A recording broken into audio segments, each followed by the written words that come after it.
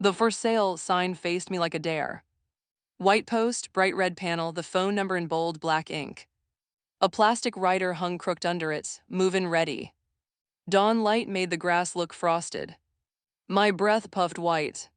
I held my overnight bag with both hands, the handle biting my palm. Aaliyah's blue mailbox stood open, mouth wide like a child caught lying. Two realtor postcards rested inside, smiling faces, perfect teeth, promises. Beyond the hedge, her house looked clean and empty, windows too clear, curtains gone. My key did not fit anymore. The deadbolt turned and hit nothing, like a cough without air. I knocked anyway. Ali. My voice went thin in the cold. A dog barked down the block. A garage door somewhere whined and settled. The street smelled like wet concrete and last night's rain. I stepped back and looked for clues. The porch mat was flipped. A strip of blue tape still clung to the doorframe, torn at an angle. Painter's tape, fresh. My daughter had promised me a bed last night. A blanket on the sofa. Come early, Mama, she'd said, we'll figure it out. I came early. The house answered with silence. On paper, we are a neat family. I am Sarah, 71, widow, former school secretary with a careful pen. My only child, Aaliyah, is 36, bright, beautiful, always in motion. She married Kareem 5 years ago, a man with quick hands and quicker opinions. They live in a tidy neighborhood with jogging strollers and compost bins. We eat together on the first Sunday of every month. They like my lentil stew. They text me heart emojis when I send photos of my garden. Family, we say. We clap after prayers. We stack plates without fuss. The first crack did not boom. It clicked small and sharp like a nail in a tire. It happened on the phone yesterday. I sat at my little kitchen table, the varnish worn smooth by years of elbows. The tea smelled like mint and metal. I said, Ali, I need to tell you something. She said what happened and turned on speaker. I could hear dishes. I could hear Kareem in the background, the scraping sound of a chair moving.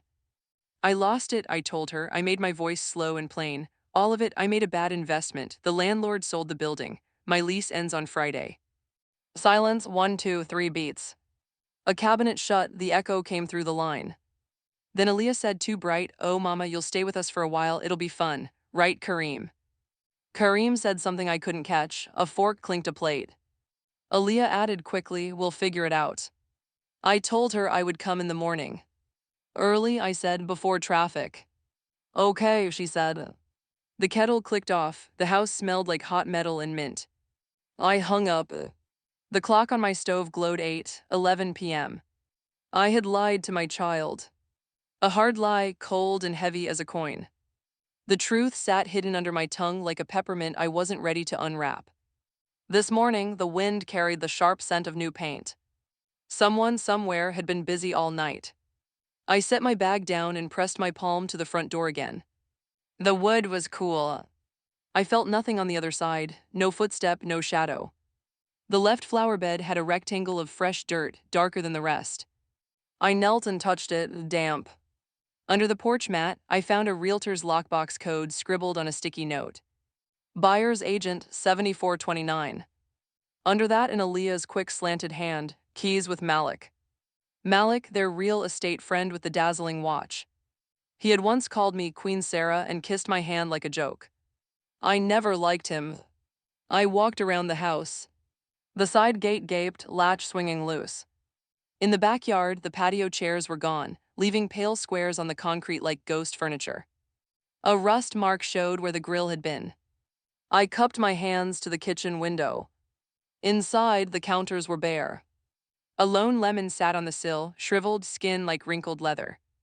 Ali, I called again, softer now. A crow hopped along the fence and answered me with a dry caw. The smell of paint grew stronger near the garage. I pressed my ear to the door, nothing. On the driveway, two thin black marks arced away toward the street. Tired trails, fresh. A white paper fluttered by the trash bin. I pinned it with my shoe and bent slowly, my knee clicking. It was a receipt from a packing store, timestamp 12:43 a.m. Two wardrobe boxes, one tape gun, one roll of bubble wrap. I stood there with the paper in my hand, the sun pushing higher, the world waking up like nothing had happened. A car slowed, then stopped. The passenger window slid down. It was the neighbor across the way, the woman with the big straw hat who always watered her hydrangeas at dusk. She peered over her sunglasses. "You're Ali's mom, right?" "Yes," I said. "They were moving late," she said, lips pursed. "Lights on, then off, then on, a truck at midnight. I told my husband that's no way to sell a house." He said maybe they got a job out of state. She lowered her voice. "Young people move like fog, here gone." "Did she say anything?" I asked. The words scratched my throat.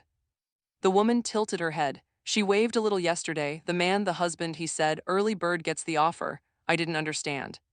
She glanced at the sign and clucked her tongue. "Shame, I like the way she did her front planters." "Thank you," I said. The car rolled away. I stared at the crooked rider, movin' ready, and felt something old and heavy inside me shift. Aaliyah would say I'm dramatic. Kareem would call me manipulative. They both had said it before, soft as feathers, sharp as knives. When her father died 8 years ago, I learned the sounds grief makes in an empty house. How the refrigerator hum becomes a voice. How floors groan like old knees. How the smell of laundry soap can camp under your ribs all day. But this silence felt different. Not grief. Vacancy. My coat collar scratched my neck. I slid it tighter.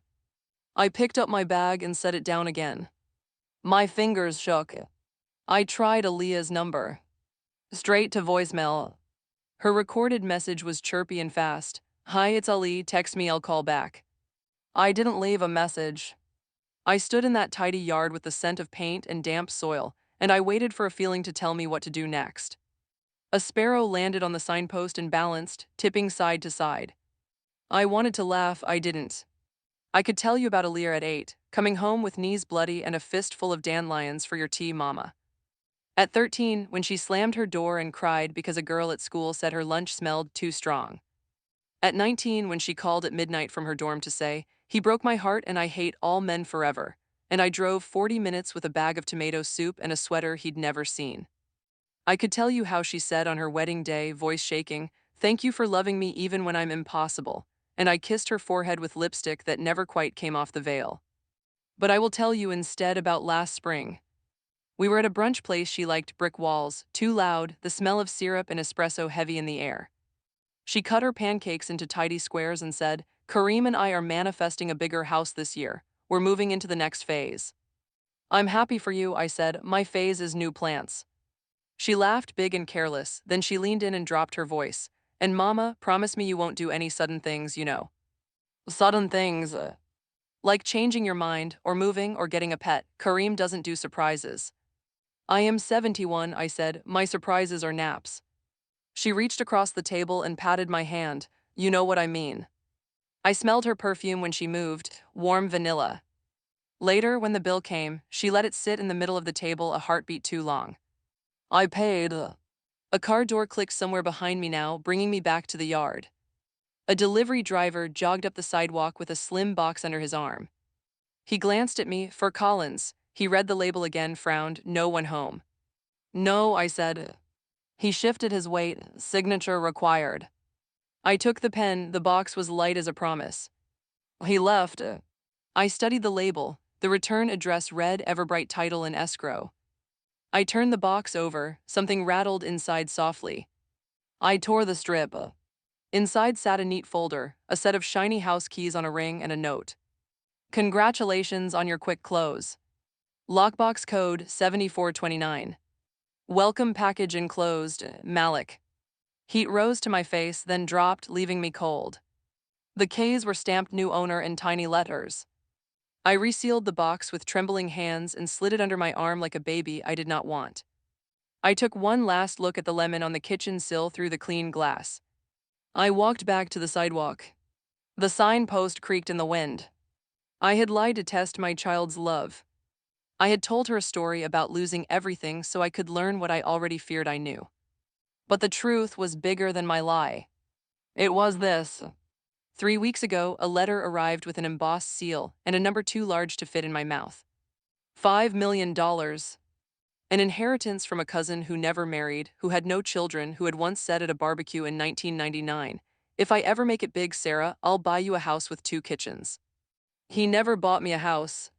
He left me the means to buy my own. I did not tell Aaliyah. I told a different story instead. I needed to see who I was to her without money. I needed to know if mama meant a person or a problem. Last night she said, come early. This morning I found fresh dirt, an empty kitchen, and keys for someone else. A car turned into the cul-de-sac too fast, tires hissing on wet street. It was Malik. His shiny watch flashed as he stepped out. He looked surprised to see me, then arranged his face into a smile. Queen Sarah, he said, spreading his hands. Early walk.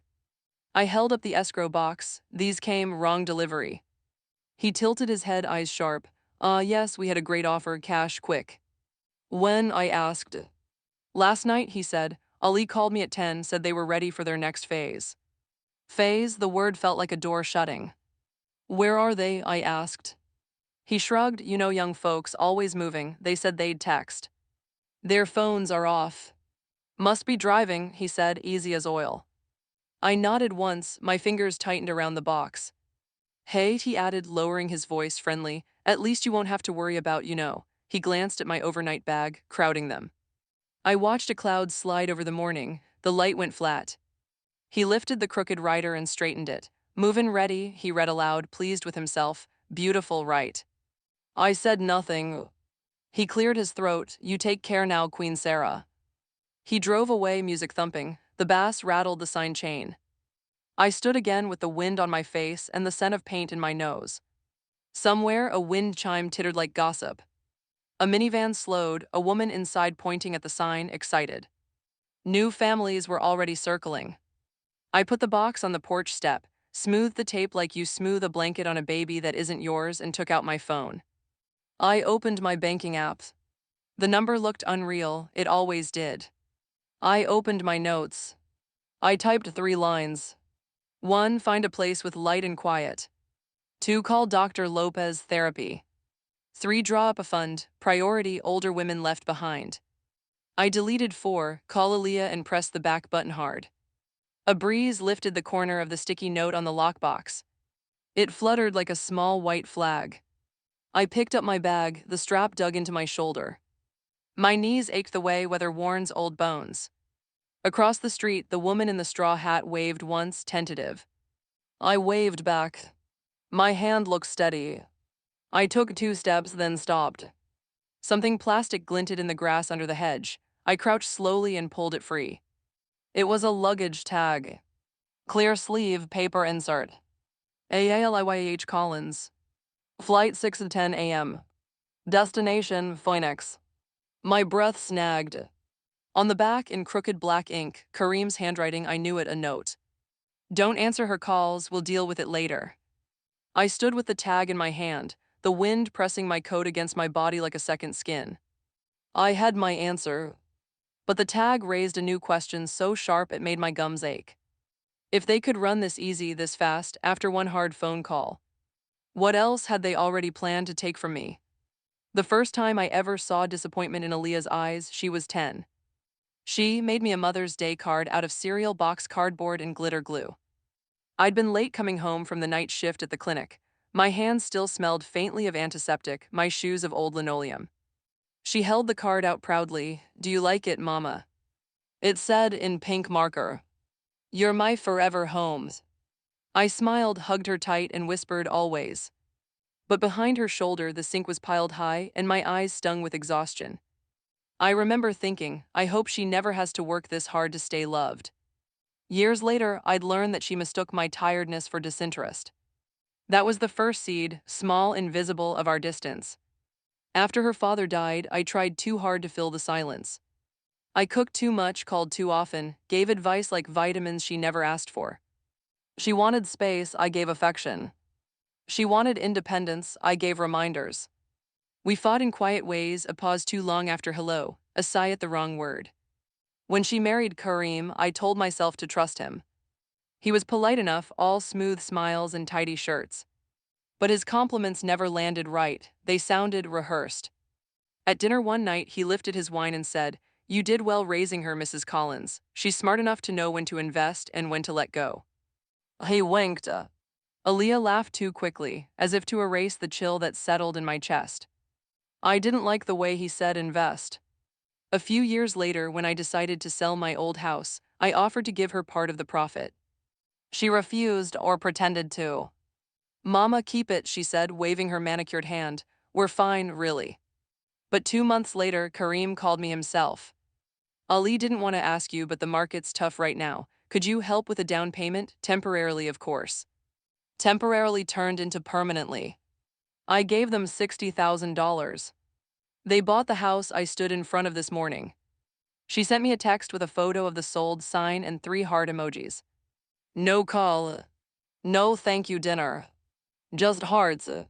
The symbol that followed us through everything was a mug. Aaliyah's first gift to me after she got married. White porcelain with gold lettering. Best mom ever. I used it every morning. The gold faded slowly over the years, the handle cracked but never broke. When she came to visit last winter, she wrinkled her nose at it. You still have that old thing. It still works, I said. She laughed, light and dismissive. You sound like Dad. She didn't know those words could slice me open. Last autumn, when my cousin's lawyer called with news of the inheritance, I sat at my table staring at the document for an hour. My hands trembled, my throat felt tight dry. 5 million, I repeated. The lawyer chuckled kindly. Yes, ma'am, Mr. Whitaker left specific instructions. He admired your loyalty, he said. Loyalty. A word that once felt warm. Now it felt like a chain. That night, I poured myself tea and thought of Aaliyah. Would she be happy for me, or start counting what she could fix with that money? I didn't want to think that way. But the thought came anyway. When I told her I'd gotten a little something from a friend, she perked up. Like what? Just a small inheritance, I said, testing. Her eyes lit up. That's amazing, you can finally move into a senior community, or travel. Oh, maybe we could redo your kitchen, it needs modernizing. I smiled, it's not that much, Ali. Her tone shifted. Well, don't waste it on random things. Kareem could help you invest it properly. Kareem. He knows people, she said. He's good with portfolios. I stirred my tea, the spoon tapping the rim like a slow heartbeat. Maybe I'll manage it myself. She smiled tight. Of course, Mama, I just don't want you to get scammed. The air between us thickened. That night, I decided I wouldn't tell her the real number. Not ever. The more I thought about it, the more the test grew inside me. I told myself it wasn't cruel, just clarifying. She'd always claimed I could stay with her any time. So I would ask, not as a mother with millions, but as a mother with nothing. Would her any time still mean now? The night before I called her, I rehearsed the lie out loud. The clock ticked, the refrigerator hummed. The sound of loneliness has rhythm if you listen long enough. I lost everything, I whispered into the dark. My lease is up, I need a place to stay. The words rolled off my tongue easier than I expected. Maybe because they were only half a lie. I had lost things, not money but trust. When she picked up the next day, her voice was bright as usual. Hey, Mama, what's up? I hesitated. Then I said it. The silence that followed was my answer, long, stretching, awkward. Then Kareem's voice in the background, tell her we can't right now. She covered the speaker, whispered something I couldn't hear. When she came back, she was smiling through the phone. You can come tomorrow morning, Mama, we'll make space.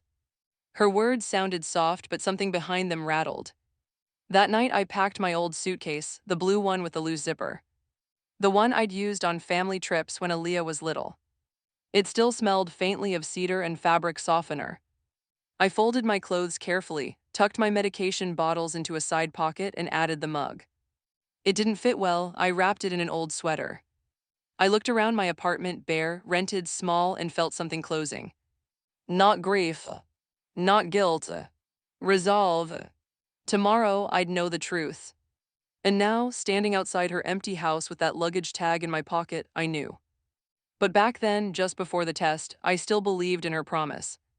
The last words she said on that call played on a loop in my head. Come early, Mama, before traffic, we'll figure it out. The words sounded like safety. I wanted to believe her. I turned off the lamp, slid my bag beside the door, and whispered to the empty room. She'll open the door, she'll smile, she's still my girl. The radiator hissed like laughter. My mug sat cooling on the table. The handle caught the lamplight faint, fatting gold. When I stepped out that next morning, the air was gray, the streets quiet. I stopped by the bakery on the corner to buy croissants, Aaliyah's favorite, and tucked them into the bag. The smell of butter and sugar followed me all the way to the train. I practiced my smile in the window reflection. I even laughed at myself. "Don't be silly, Sarah," I muttered. "She's your daughter." Now, as I stood before her empty house replaying every sign I missed, the silence, the side glances, the way she'd pulled her hand back too soon when we hugged last Sunday, I realized how carefully she'd been stepping away all along. It wasn't one big betrayal. It was a slow, polite erasure.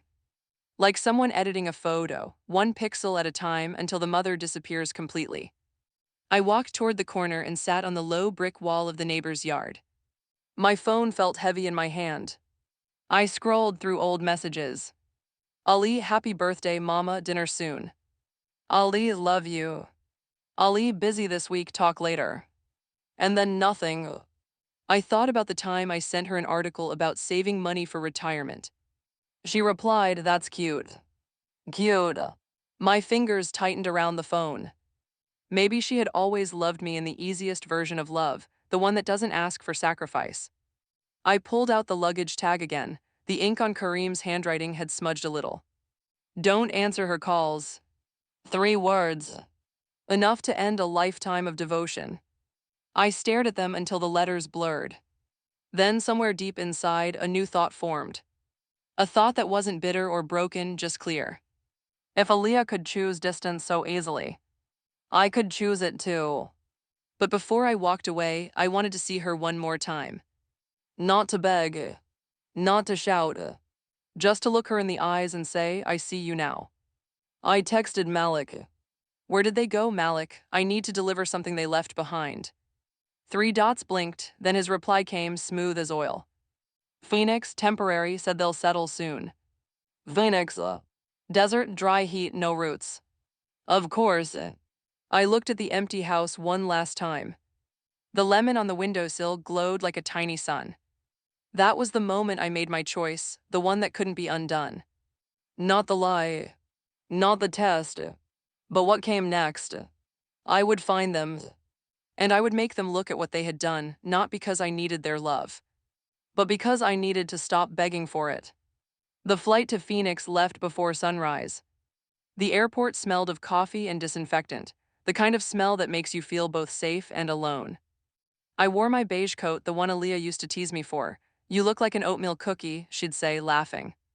That morning, I didn't laugh. I sat by the window. Outside, the sky was bruised with purple light. As the plane lifted off, the city below shrank into neat squares, tidy, distant, perfect.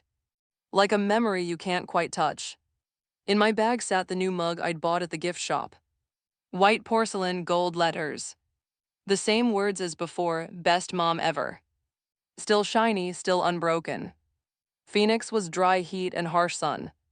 The air smelled like dust and citrus. Taxi windows rolled down, the driver humming to old Spanish songs on the radio. I gave him Aaliyah's new address, a temporary rental near Camelback Road.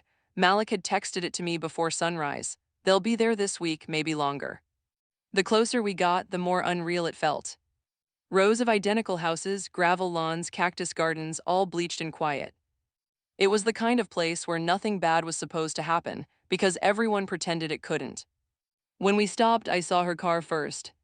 Same gray SUV, same dent on the back bumper. Parked crooked, that was her, always in a rush.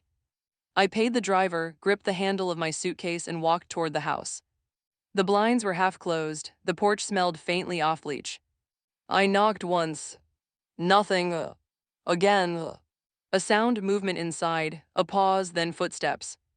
The door cracked open, Kareem.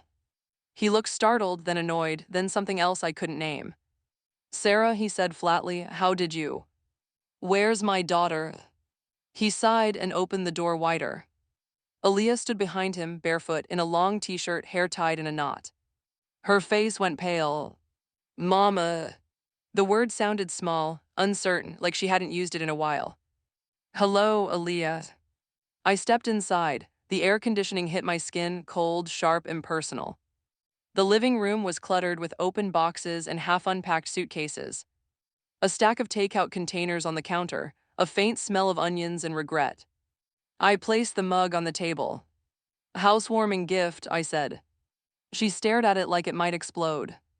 Kareem crossed his arms. So you flew all the way here, why exactly? To see my daughter, I said. He laughed once, humorless. No, you came to make a scene, you always do. Aaliyah flinched. Kareem. No, he said, voice sharp. She manipulates you, she plays victim, and you fall for it every time. I felt my pulse slow, my hands stayed at my sides. You left without a word, Kareem, sold the house, changed your number, tell me how that's my manipulation. His jaw clenched. You said you were broke, we can barely afford to carry ourselves, Sarah, you expected us to take care of you. No, I said, I expected honesty. Aaliyah's voice broke in, soft but cutting. We were scared, Mama. Kareem's hours got cut, the mortgage was heavy and you thought leaving me alone at my door was the answer. She looked down, we just needed space. Space, I repeated. You could have had all the space in the world, all you had to do was tell me. Kareem muttered she wouldn't have understood. I understood plenty, I said. I understood that my daughter promised to love me, but only on the days I cost her nothing. The silence stretched, the air conditioner hummed. Aaliyah's eyes filled. Mama, it wasn't like that. Then tell me what it was like, I said. Tell me why you ran. She pressed a hand to her forehead. You always think everything's a test. Every word, every favor, you want proof we love you over and over. I felt something deep inside me twist. I wanted connection, Aaliyah, not proof. Kareem scoffed. Don't listen to this, she's twisting it. She lied about the money just to guilt trip you. Aaliyah's head snapped up. What money? I froze. He looked at me, triumphant. Oh, she didn't tell you? Figures, you think she's poor, she's sitting on a pile of inheritance. 5 million, maybe more. She told me months ago at that dinner, said she was worried you'd come begging if you knew. The room went dead silent. Aaliyah stared at me. Is that true? I exhaled. The truth, too late, too raw, left a bitter taste in my mouth. Yes, I said, but I didn't lie to hurt you. I lied to see if love meant more than money. Her face changed, not anger, not sadness, but something worse, disbelief. Mama, she whispered, you lied to me, you tested me. I had to know, I said softly. After years of being last in line, I needed to see if I mattered without a checkbook attached. She shook her head. You made me feel guilty when we could barely keep up. You let me think you were desperate. I wanted to see your heart, I interrupted. Kareem laughed again, cold. And you saw it, congratulations, you found out what you wanted. He stepped closer. You think you're the victim here? You're a 70-year-old woman playing mind games. We didn't owe you our house, Sarah, we have lives. The air crackled, my hands trembled. I never wanted your house, I said quietly. I just wanted your kindness. Aaliyah covered her mouth, eyes wet. Stop, please. Kareem turned to her. You don't have to listen to this. She's doing what she always does, making you the bad guy. She looked at me. Mama, I can't do this right now. I nodded slowly. I know. I reached for the mug on the table and held it out. Then keep this, it's yours. She didn't take it. Outside, the sun was brutal. My bag felt heavier than when I arrived. Kareem stood in the doorway watching me go, arms folded. He said, you think you're teaching us a lesson, but you're just proving why no one stays close to you. I turned to him. Maybe that's because I finally learned not to chase people who walk away. Then I left. That night, I checked into a small hotel off the highway. The sheets were stiff, the lamp flickered, but the silence felt kind. I sat by the window and watched the desert darken into blue. Cars passed like distant thoughts. I pulled out my phone. Aaliyah hadn't called. I opened my banking app again, the same impossible number glowing at the top of the screen. 5 million. I stared at it for a long time, then I whispered, you can buy a house but not a heart. The truth burned clean. The next morning, I called a lawyer, the same one who'd handled the inheritance. Mr. Benton, I said, I'd like to set up a charitable trust. He sounded surprised. For the full amount. No, I said, 1 million for women over 60 who have been abandoned by their families. He hesitated. That's very specific. Yes, I said, it should be. Later that day, I walked to a nearby park. The air smelled of warm grass and sunscreen. I sat on a bench, opened my notebook, and started making lists again. What I will keep. My name. My peace. My independence. What I will let go. The house. or the lies, the hope that she'll call. But life, as it does, has its cruel timing. That evening, a message from Aaliyah appeared. One line, "Can we talk, please?" My stomach dropped. For a moment, I considered ignoring it. Then I typed, "Tomorrow, 11 a.m. at Steel Park," and sent it. When I closed my phone, I caught my reflection in the window. The lines around my mouth looked deeper, but my eyes, they were clear. For the first time in years, I didn't feel old. I felt alive. Still, one question buzzed in my chest, small but relentless. Would tomorrow bring apology or manipulation in a new disguise? I saw her before she saw me. Aaliyah sat on the far bench near the fountain, her shoulders curled forward, a small suitcase by her feet. The morning light hit the water, scattering reflections across her face. Her eyes were red, she'd been crying. For a second, one selfish, fragile second, I wanted to run to her. Hold her, wipe the tears like I used to.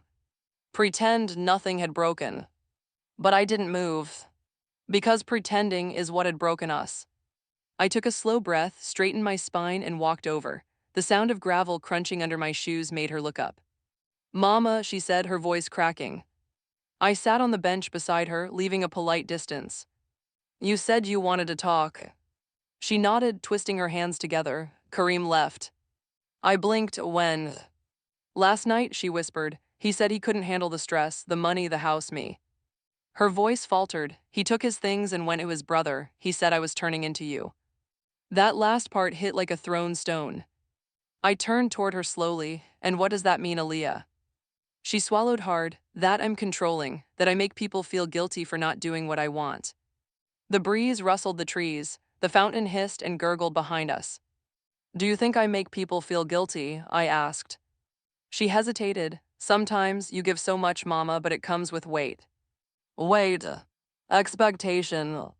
I looked down at my hands. My fingers were knotted, the veins standing out like old roots. I expected love, not repayment. Her voice was barely a whisper. "I know." A jogger passed. A child threw breadcrumbs at pigeons. Life went on around us, too normal for the conversation happening between us. Aaliyah sniffed and reached into her purse. "I wrote you something."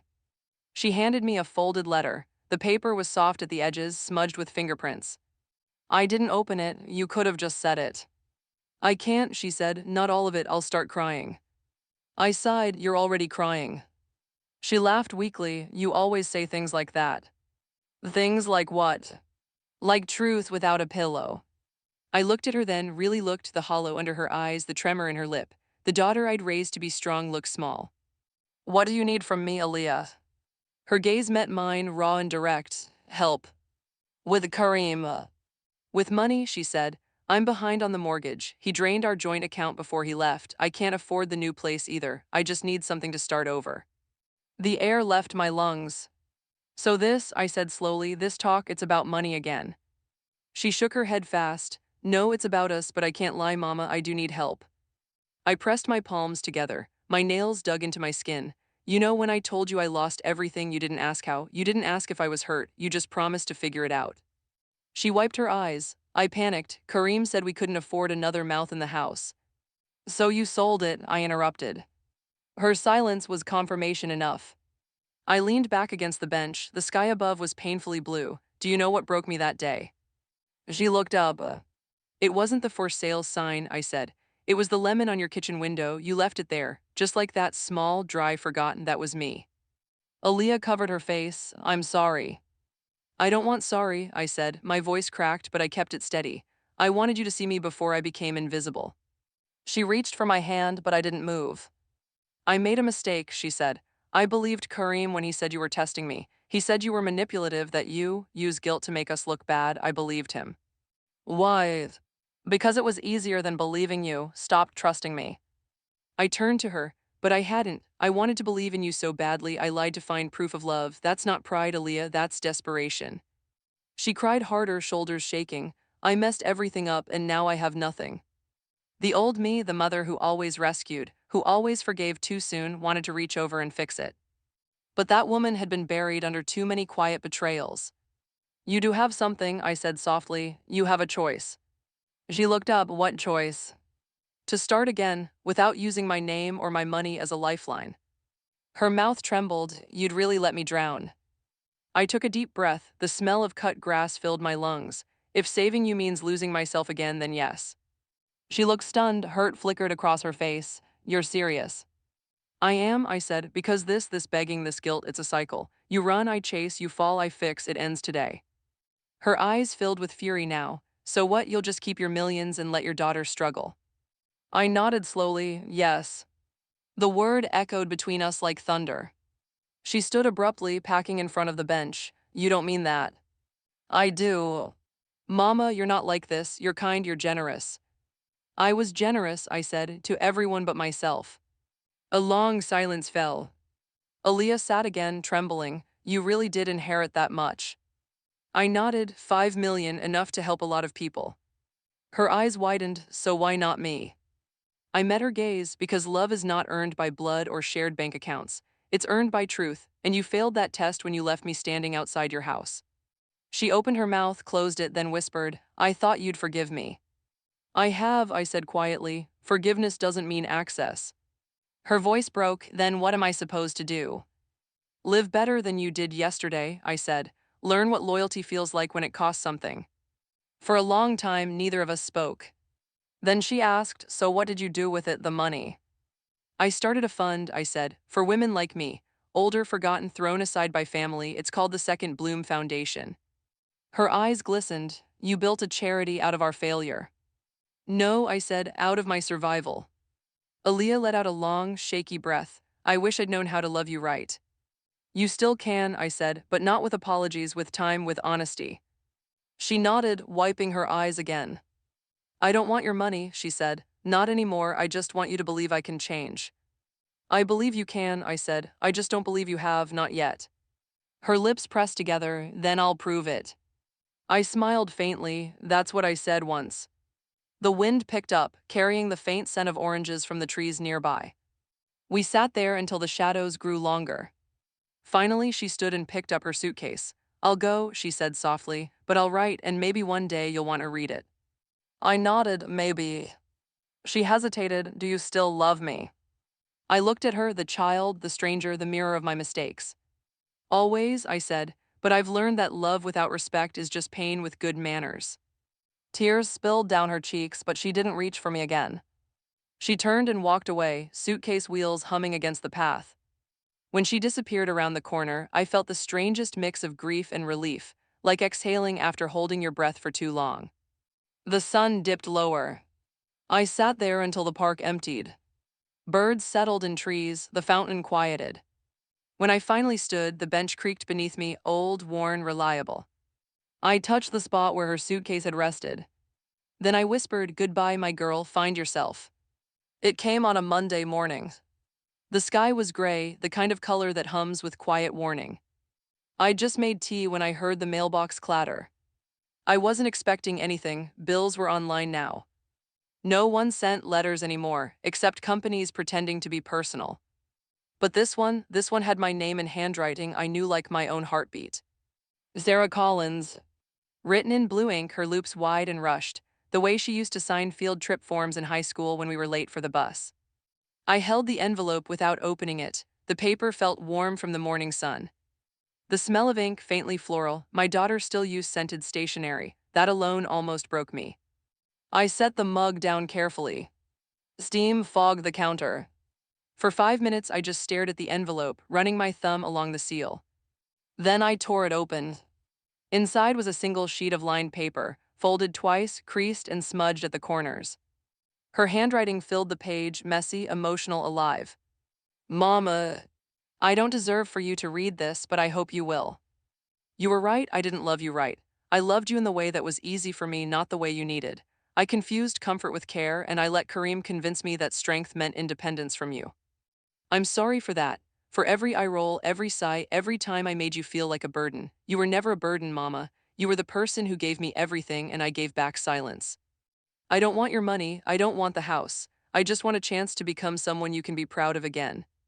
I got a job at a small bakery. It's not much, but I'm learning. I bake croissants now, the ones you used to bring me on the train. If you ever come by Phoenix again, I'll make you one fresh from the oven. Please believe that I'm trying. Love. Aaliyah. I read it twice, then again. The words blurred, swimming through tears I didn't expect. She'd remembered the croissants, the ones from that last morning when I carried them in my bag, believing we still had something unbroken between us. Now she was baking them. From scratch. I folded the letter slowly, tracing the indentations of her pen. Her handwriting had changed, a little sharper, a little more certain. Something in me softened, but not enough to forget. I carried the letter to the living room and sat down. The air smelled faintly of lavender oil. I'd started using it to sleep better. I laid the letter on the coffee table next to the mug. Best mom ever. Still cracked, still holding strong. 2 months had passed since that morning in the park. In that time, I'd moved into a smaller house on the outskirts of town, white walls, blue shutters, a little garden that caught afternoon light just right. My foundation had taken off faster than I expected. We'd already helped 3 women, one whose son had stolen her pension, another forced out of her home by greedy in-laws, and a third still learning to read after 60. Every time I met one of them, I saw a version of myself, scared, polite, too forgiving. I'd tell them, "You are not a charity case, you are a beginning." They smile through tears. I knew that look, I'd worn it once. That Monday, I took the letter with me to the office, a cozy rented space above a florist shop. The scent of roses drifted through the vents. Joanna, my assistant and friend, was already there sorting files. She looked up. "You okay, boss? You look like you've seen a ghost." I smiled faintly, "Just a letter from my daughter." Her eyebrows rose, "The famous Aaliyah." "The infamous," I said softly. She tilted her head. "Good or bad news?" "Both," I said. "Maybe neither. She says she's baking." Joanna grinned. "Progress then." I nodded. "Progress." Around noon, the phone rang. Joanna answered, then turned to me, eyes wide. "Sarah, it's the bank. They said something about your old joint account." My heart lurched and put them through. A man's voice crackled on the line. "Mrs. Collins, we're calling regarding activity on an account previously held with Aaliyah Collins. Do you have a moment?" My throat went dry. "Yes." "There was an attempted withdrawal this morning for $8,000, he said. "Flagged for unusual access pattern, we froze it immediately." My pulse quickened. "From which account?" "The joint savings you closed 6 months ago. Someone tried to use an old authorization code." "Who?" "An online ID matching Kareem Collins." The name hit like a blow. He wasn't done. "There's also a wire request pending to an out-of-state account in Arizona." My stomach turned cold. "Cancel it," I said, "immediately." "Yes, ma'am, we'll need you to sign confirmation forms." "I'll come today," I said and hung up. Joanna looked at me alarmed. "What happened?" I explained quickly, the words tumbling out. Her eyes narrowed. "That man's still trying to milk you." "Apparently," I said, forcing calm, "but not for long." I grabbed my bag, slipped Aaliyah's letter inside, and headed for the door. At the bank, the air smelled of paper and carpet cleaner. A teller brought the forms. I signed with steady hands, though my chest throbbed. The manager came over, kind-faced, middle-aged. "We'll forward everything to our fraud department. You did the right thing, Mrs. Collins. We'll also contact Ms. Aaliyah to confirm she wasn't involved." "She wasn't," I said firmly. "She's not that person anymore." He smiled gently. "Good, because the transfer was linked to an IP address at her old residence, not her current one." Relief swept through me like wind through leaves. Driving home, I kept replaying that line. She's not that person anymore. Maybe she was. Maybe she was becoming someone else, one decision, one croissant, one apology at a time. I wanted to believe that. When I reached home, I called her. For the first time in months, she answered. "Mama." Her voice was small, cautious. "There was a bank issue," I said. "Kareem tried to use our old account." She gasped. "Oh my God, I thought he might. He asked me about it last week. I told him it was closed." "So you didn't?" "No, I swear. I even changed my passwords after we split. I'll go to the police if I have to." Her voice shook. "I'm sorry, Mama, I should have warned you." Something warm bloomed under my ribs, trust, fragile but alive. "It's okay," I said. "You're warning me now." That night, I sat at my kitchen table reading her letter again, tea steaming beside me. Outside, the crickets sang. I thought about how love, once broken, doesn't heal with one apology. It mends like skin, slow, uneven, leaving scars that still remember the pain. Still, it mends. A week later, Aaliyah called again. I got promoted, she said, breathless with joy. Head baker, the owner says I have a good hand for dough. I smiled into the phone. I could have told her that. She laughed, a sound I hadn't heard in so long it startled me. Can I send you something? She asked. Just a thank you box, no money, I promise, pastries. Pastries are allowed, I said. The next morning, a small box arrived. Inside were 4 golden croissants, still warm, wrapped in brown paper with a note tucked inside. For the woman who taught me that love rises only when it's honest. I cried while eating the first one. Not because it was perfect, it was slightly overbaked, but because she'd finally learned the recipe for sincerity. Still, the world has a way of testing even healed hearts. 2 days later, I got a call from a Phoenix detective. Mrs. Collins, we've detained Kareem Collins on suspicion of attempted fraud and identity theft. Your daughter filed the report. I sat in silence, the mug warm in my hands. She did. Yes, ma'am, the detective said. She gave us the digital records herself, said it was time to stop covering for him. I closed my eyes. For a moment, the world tilted not from shock but pride.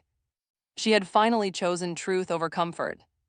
That evening, I walked into my garden barefoot. The soil was cool between my toes. The air smelled of basil and rain.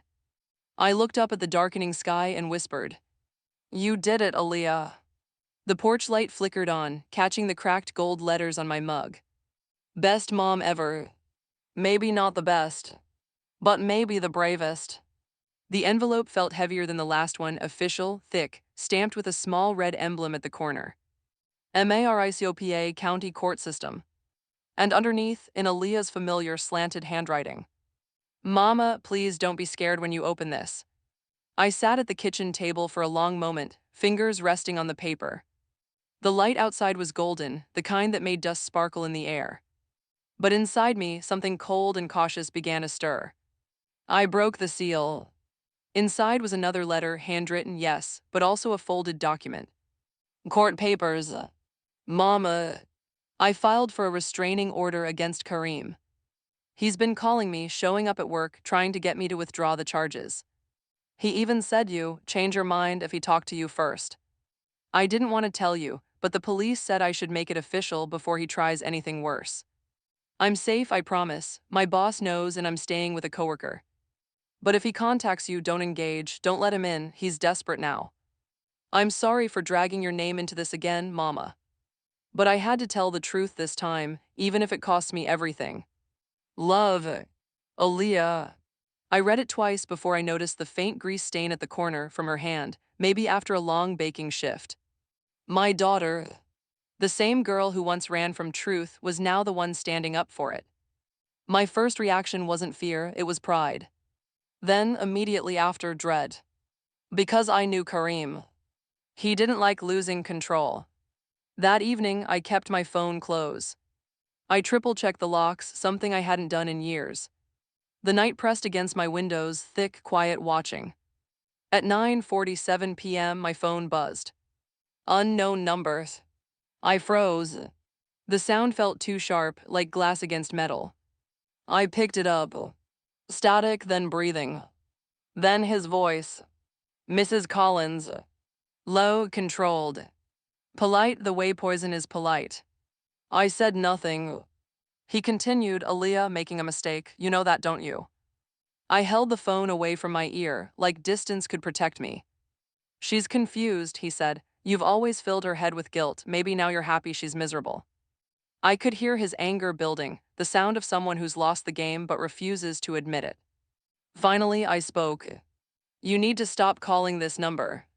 He laughed short, bitter. Or what, you'll hide behind your lawyers too. The line clicked dead. I stared at the phone screen, his number still glowing, my pulse thudding in my throat. Then I took a deep breath, opened my messages, and texted Aaliyah. He called, I'm fine, be careful. Her reply came instantly. Already told the police, they'll call you too, don't worry, Mama. Don't worry. The words every mother says, every daughter repeats, both knowing they're lies we need to believe. The next morning, I met with my lawyer, Grace Turner, sharp as a scalpel, kind as a bandage. She'd helped me handle my inheritance paperwork months ago. When I told her about the call, she frowned. He's trying to intimidate both of you. Classic control tactic. What can we do? I asked. Document everything, block his number. And Sarah, she paused, you might want to consider a restraining order of your own. The thought made my stomach knot. Do you think he'd come here? Grace didn't answer right away. I think he underestimates you, she said, and that makes him unpredictable. I nodded slowly. 2 days later, the police came by to take my statement. Officer Delgado, mid-40s, calm eyes, steady pen. He sat at my kitchen table, the air still smelling of chamomile tea. He's angry because he's losing access, the officer explained. People like him, they thrive on dependence. Once you cut them off, they start flailing. He's been calling Aaliyah at work. Yes, he said, but she's done everything right and your support matters. She told us you encouraged her to file the report. That caught me off guard. She said that. He smiled. She said she finally learned courage from her mother. The words caught in my chest. That night, as I was getting ready for bed, the doorbell rang. Late. Too late. My heart stuttered. I peeked through the peephole. A shadow moved beyond the porch light, tall, still waiting. I didn't open the door. I didn't speak. I just called 911. The operator kept me talking until I saw flashing lights down the street. By the time officers arrived, the shadow was gone, only tire marks on the curb, a cigarette butt still smoking. They took it as evidence. I took it as confirmation. Kareem wasn't just angry, he was desperate. The next day, Grace called again. I have good news, she said. Aaliyah's case is moving fast, the DA's taking it seriously. Relief washed over me, brief but real. Then she added, but the prosecutor wants you to testify, Sarah, to confirm Kareem's financial manipulation, the joint account, everything. My chest tightened. You mean in court? Yes, it'll help them prove his pattern of abuse. I hesitated. If I testify, it'll destroy any chance of reconciliation between them. Grace was quiet for a moment. Then she said, Sarah, that marriage was already built on deceit. Truth doesn't destroy what's real, it exposes what never was. I hung up later and sat at my window, watching the sunset bleed into orange and violet. Truth or loyalty? Both had cost me before. Now I had to choose again. The hearing was set for Friday. I flew to Phoenix 2 days early. When I arrived, Aaliyah met me outside the courthouse. She looked different. Her posture straighter, her eyes clear. The timid girl who used to whisper through apologies had been replaced by a woman with something like quiet steel inside her. Mama, she said and hugged me, really hugged me, the kind that lasts longer than guilt can. I'm proud of you, I whispered. She pulled back teary-eyed. I'm scared. Courage is fear that still shows up, I said. She smiled faintly. That's something you'd say. Maybe I'm rubbing off on you. Inside the courtroom, the air smelled of wood polish and old paper. Kareem sat at the defense table, clean-shaven, suit pressed, eyes cold. When he saw me, his lips curved into a smirk. I looked right through him. The prosecutor asked questions gently about the account, the inheritance, his manipulations.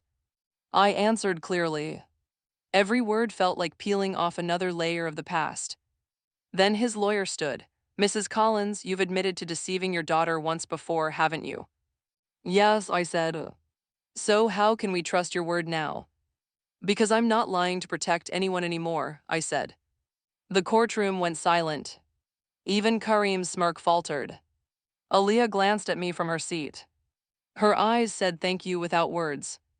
When the hearing ended, the judge granted Aaliyah's restraining order and scheduled Kareem's fraud trial for the next month. He'd be under supervised release, no contact allowed. Outside, sunlight poured across the steps. Aaliyah exhaled hard. It's over. I touched her shoulder. No, sweetheart, it's beginning. That evening, we sat in her tiny apartment. The smell of cinnamon and butter filled the air. She'd baked again, of course. She poured tea for us both and said softly, I thought testifying would ruin me, but it didn't, it freed me. That's what truth does, I said. She looked down at her cup. You always told me lying to protect someone is still lying. I guess I finally learned. You did, I said. Then she looked up hesitant. Mama, what will you do now? I smiled, live, and keep helping women who think they can't. She reached across the table and took my hand, firm, sure. For the record, she said, you really are the best mom ever. I laughed quietly. That mug's got competition now. We talked until midnight about everything and nothing. When I left, she packed a paper bag of pastries for me. As I walked out, she said, I'll call you tomorrow. Tomorrow, I repeated. I drove to my hotel with the windows down, letting the night air fill my lungs. For the first time in years, I didn't feel like a mother chasing love. I felt like a woman standing in it. The call lasted 3 seconds. Then silence, just long enough to chill my blood. I stood frozen in my kitchen, phone still pressed to my ear, my reflection caught in the glass door, an older woman with steady eyes but trembling hands. I ended the call, exhaled slowly, and whispered, "Not again." Then, without hesitation, I called the police. An officer came within 15 minutes, the same one who'd visited before, Officer Delgado. He looked tired but kind. "You did the right thing, Mrs. Collins. We'll trace it. Could be him, could be a bluff." "I know his voice," I said. "It was Kareem." He nodded. "He's desperate, but don't worry, the restraining orders are active in both states. He steps 1 foot near you or your daughter, he's finished." As he wrote his report, I noticed his hands, thick, sure but gentle when he spoke. He'd probably seen hundreds of women like me, steady until they break, quiet until they roar. When he left, I locked the door, sat by the window, and waited for the fear to pass. But it didn't come. Not like before. Instead, I felt something new, clarity. Kareem's voice didn't shake me. It reminded me of what I'd survived. The next morning, I called Grace, my lawyer.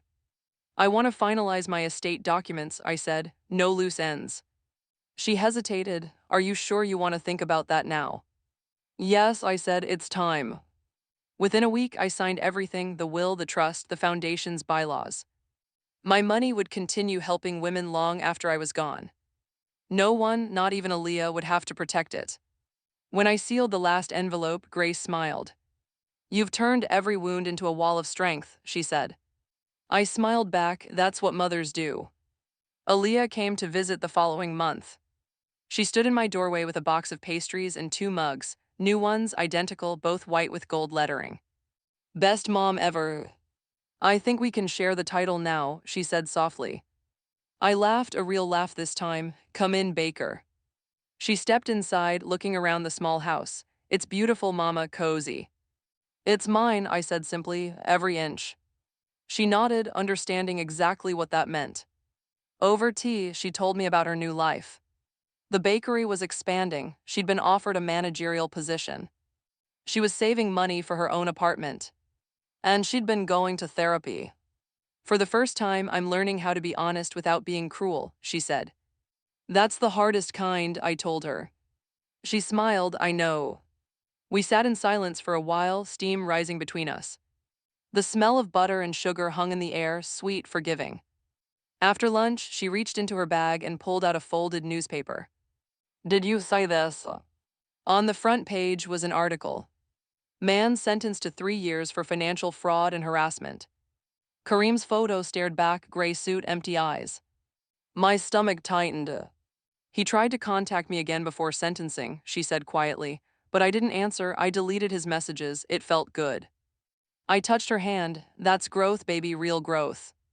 She smiled weakly. "I think I'm finally done needing his approval. Maybe that's what freedom feels like." I nodded. "It is." That evening, after she left, I went to my garden. The sky was painted orange and pink, the smell of basil and soil thick in the air. I ran my hand over the herbs, feeling their soft leaves. I thought about everything that had led here. The test, the lie, the for sale sign, the empty house, the lemon on her windowsill. How something so small, one conversation, had revealed everything about who we were to each other. But it had also brought us here, not perfect, not polished, but real. Over the next few months, Aaliyah wrote to me every week. Not texts, real letters. She told me about her bakery, her new apartment, the stray cat she'd adopted. She sent photos, flour on her cheeks, sunlight on her countertop, laughter I could almost hear. In one letter, she wrote, "I still bake croissants every morning, but now I set aside one. I call it the forgiveness batch. I don't eat it. I just make it to remember the woman who taught me that love can be rebuilt one layer at a time." I cried reading that one, not because of guilt, but because I felt peace. 6 months later, she visited again, this time alone but confident. We cooked together lentil stew, her father's favorite. She stirred the pot and said, "Mama, do you think people can change completely?" I tasted the broth. "No," I said, "but they can grow around the parts that broke them." She nodded slowly, "Then I'm still growing." I smiled, "So am I." Before she left, she hugged me longer than before. "I'm not running anymore," she said. "I'm staying, not in your house, just in your life." "Good," I said, my voice thick, "because that's where you belong." The night she left, I sat at my desk and opened my journal. I wrote 3 things, not lists this time, just truths.